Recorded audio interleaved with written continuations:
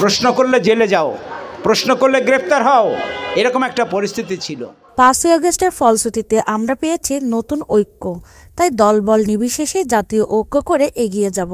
গণসচেতনতা বৃদ্ধি ও মানব সম্পদ উন্নয়ন প্রকল্প কমিউনিটি ফোরাম কর্তৃক আয়োজিত খুলনা শহীদ হাদিস পার্কে অনুষ্ঠিত সমাবেশে উপস্থিত বক্তারা এইসব কথা বলেন। গত 5ই আগস্টের বিপ্লবের পরে আমাদের কিন্তু একটা নতুন চেতনা তৈরি হয়েছে, যেটা ঐক্য, যেটা কিন্তু একটা অনেকেই বলেন নতুন স্বাধীনতা, এটাও মিথ্যা কথা নয়।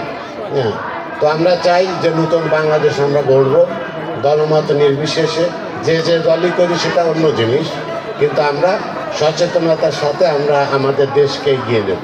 সমাবেশের প্রধান অতিথি বলেন, বিগত 16 বছর কথা বলার অধিকার ছিল না। জুলাই আগস্ট মাসে রাজনৈতিক যে পরিবর্তন হয়েছে, মানুষের মৌলিক চাহিদা শুধু অধিকার না, রাষ্ট্রীয় অধিকারও রয়েছে।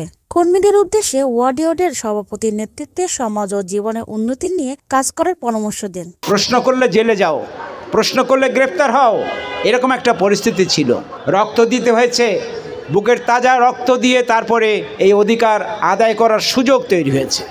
আপনারা ফিরে যাবেন একটা ভালো বার্তা নিয়ে, একটা বুক ভরা আশা নিয়ে, এবং কাজ করে নিজেদের পরিস্থিতিকে বদলাবেন, উন্নত করবেন, নিজেদের অধিকারকে অর্জন করবেন, প্রয়োগ করবেন এবং সমাজকে আরও বেশি সমৃদ্ধ করবেন। সমাবেশ অনুষ্ঠানে আরও যোগদান করেছিলেন অ্যাডভান্স ফাউন্ডেশনের উপনির্বাহী পরিচালক জনাব আশিক মাহমুদ, খুলনা সিটি কর্পোরেশনের 24টি ওয়ার্ডের 960 জন কমিউনিটি ফোরাম সদস্যদের সভাপতি, সাধারণ সম্পাদক, সদস্যবৃন্দ ও অ্যাডভান্স ফাউন্ডেশনের বিভিন্ন প্রকল্পের কর্মকর্তা ও কর্মবৃন্দ।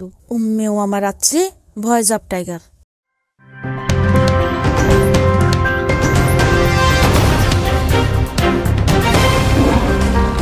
Voice of Tiger.